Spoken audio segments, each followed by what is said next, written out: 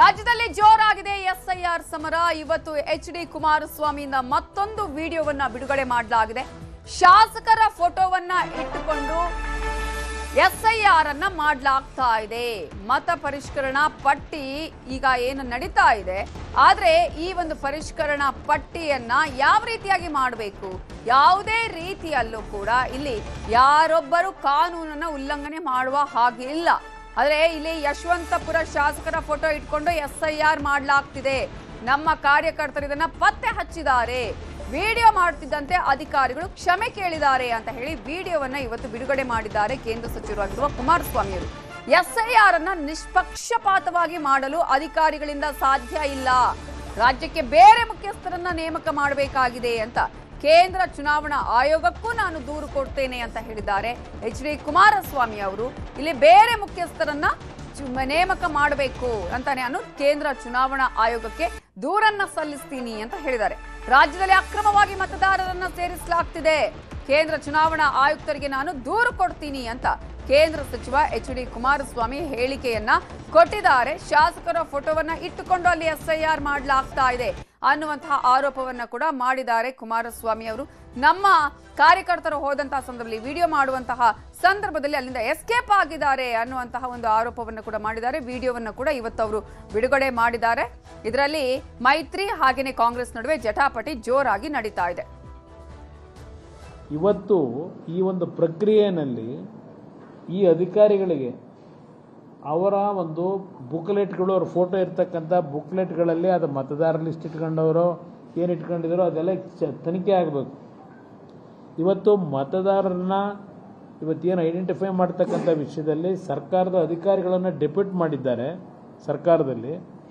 ಬಹುಶಃ ಈಗಿನ ಸರ್ಕಾರದಲ್ಲಿ ಇವರಿಗೆಲ್ಲರಿಗೂ ತಯಾರು ಮಾಡೇ ಕಳಿಸಿದ್ದಾರೆ.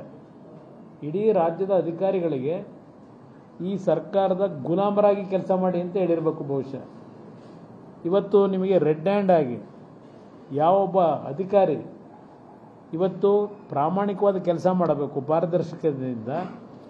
ಯಶವಂತಪುರದ ತಾವರೆಕೆರೆ ಭಾಗದಲ್ಲಿ ಇವತ್ತು ಬೆಳಗ್ಗೆ ನಮ್ಮ ಕಾರ್ಯಕರ್ತರು ಇದನ್ನೇನು ಸೀಸ್ ಮಾಡಿದ್ದಾರೆ.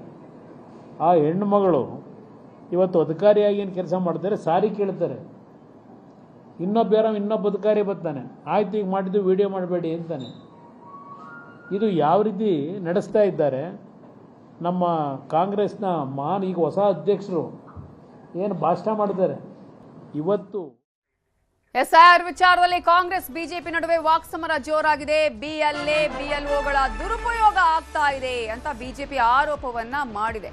ಬೂತ್ ಲೆವೆಲ್ ಏಜೆಂಟ್ಸ್ ಹಾಗೇನೆ ಬೂತ್ ಲೆವೆಲ್ ಆಫೀಸರ್ಸ್ ಅವರ ದುರುಪಯೋಗ ಆಗ್ತಾ ಇದೆ ಅನ್ನುವಂತಹ ಒಂದು ಆರೋಪವನ್ನ ಬಿಜೆಪಿ ಮಾಡ್ತಾ ಇದ್ದು, ಮಸೀದಿ ಚೌಟ್ರಿಗಳಲ್ಲಿ ಸಾಮೂಹಿಕವಾಗಿ ಎಸ್ಐಆರ್ ಮಾಡ್ತಾ ಇದ್ದಾರೆ. ಮನೆ ಮನೆಗೆ ಹೋಗ್ಬೇಕು, ಮಾಹಿತಿಯನ್ನ ಕಲೆಕ್ಟ್ ಮಾಡಬೇಕು, ದಾಖಲೆಗಳನ್ನ ಚೆಕ್ ಮಾಡಬೇಕು. ಆದ್ರೆ ಇಲ್ಲಿ ಏನಾಗ್ತಾ ಇದೆ, ಮಸೀದಿಗಳಲ್ಲಿ ಚೌಟ್ರಿಗಳಲ್ಲಿ ಸಾಮೂಹಿಕವಾಗಿ ಎಸ್ಐಆರ್ ಮಾಡ್ತಾ ಇದ್ದಾರೆ ಅನ್ನುವ ಆರೋಪವನ್ನ ಬಿಜೆಪಿ ಮಾಡ್ತಾ ಇದೆ. ಸರ್ಕಾರಿ ಅಧಿಕಾರಿಗಳನ್ನ ಕೂಡಿ ಹಾಕಿ ಎಸ್ಐಆರ್ ಪ್ರಕ್ರಿಯೆಗಳನ್ನ ಮಾಡ್ತಾ ಇದ್ದಾರೆ ಅನ್ನೋ ಆರೋಪವನ್ನ ಮಾಡ್ತಾ ಇದ್ದು, ರಾಜ್ಯ ಚುನಾವಣಾ ಆಯೋಗದಿಂದ ಎಸ್ಐಆರ್ ಮಾಡೋದು ಯಾಕೆ ಅಂತ ಹೇಳಿ ಸರ್ಕಾರಕ್ಕೆ ಕೇಂದ್ರ ಸಚಿವೆ ಶೋಭಾ ಕರಂದ್ಲಾಜೆ ಪ್ರಶ್ನೆಯನ್ನ ಮಾಡಿದ್ದಾರೆ. ಅಕ್ರಮ ಬಾಂಗ್ಲಾ ವಲಸಿಗರನ್ನ ಎಸ್ಐಆರ್ಗೆ ಸೇರಿಸ್ತಿದ್ದಾರೆ. ಹಿಂದೂಗಳಿಗೆ ಕಾಂಗ್ರೆಸ್ನಿಂದ ಅನ್ಯಾಯ ಆಗ್ತಿದೆ. ವಿಜೇಂದ್ರ ಮತ್ತು ಪ್ರಹ್ಲಾದ್ ಜೋಶಿ ಈ ಆರೋಪವನ್ನ ಮಾಡಿದ್ದಾರೆ.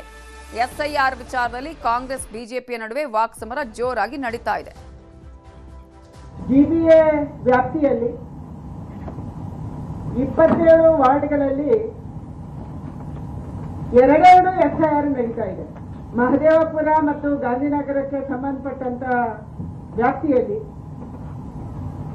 ಮೊನ್ನೆ 30ನೇ ತಾರೀಕು ಎಸ್ಐಆರ್ ಆರಂಭ ಆದ ಮೇಲೆ ಇನ್ನೊಂದು ಎಸ್ಐಆರ್ ಅನ್ನ ರಾಜ್ಯ ಚುನಾವಣಾ ಆಯೋಗ ಮಾಡ್ತಾ ಇದೆ. ಯಾಕೆ? 3 ಜಿಬಿಎ ವ್ಯಾಪ್ತಿಗೆ ಈ 27 ವಾರ್ಡ್ಗಳು ಬರ್ತವೆ. 3 ಜಿಬಿಎ ವ್ಯಾಪ್ತಿಗೆ ಬರುವಂತ ವೋಟರ್ ಲಿಸ್ಟ್ ಅಲ್ಲಿ ರಾಹುಲ್ ಗಾಂಧಿ ಅವರು ಅಲ್ಲೆಲ್ಲೋ ಕುಂತ್ಕೊಂಡು ಅಧಿಕಾರಿಗಳ ಮೇಲೆ ಒತ್ತಡ ಹಾಕ್ತಕ್ಕಂಥದ್ದು ಒಂದು ಕಡೆ ಆದ್ರೆ, ಚೌಲ್ಟ್ರಿಗಳಲ್ಲಿ ಮಸೀದಿಗಳಲ್ಲಿ ಎಲ್ಲ ಅಲ್ಪಸಂಖ್ಯಾತರನ್ನ ಗುಡ್ಡೆ ಹಾಕೊಂಡು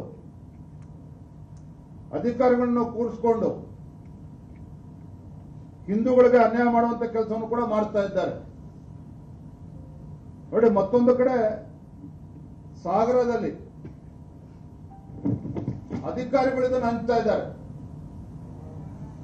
SIR ನ ಪ್ರಾಮುಖ್ಯತೆ ಏನು ಅಂತೇಳಿ ಹೇಳಿಕೊಂಡು BLOಗಳೇ, ಬ್ಲಾಕ್ ಲೆವೆಲ್ ಆಫೀಸರ್ಸ್ಗಳು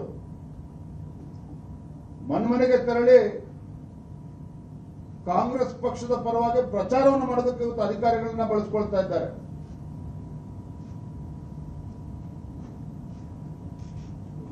ಯಾವ ಸದುದ್ದೇಶ ಇಟ್ಕೊಂಡು ದೇಶದ ಚುನಾವಣಾ ಆಯೋಗ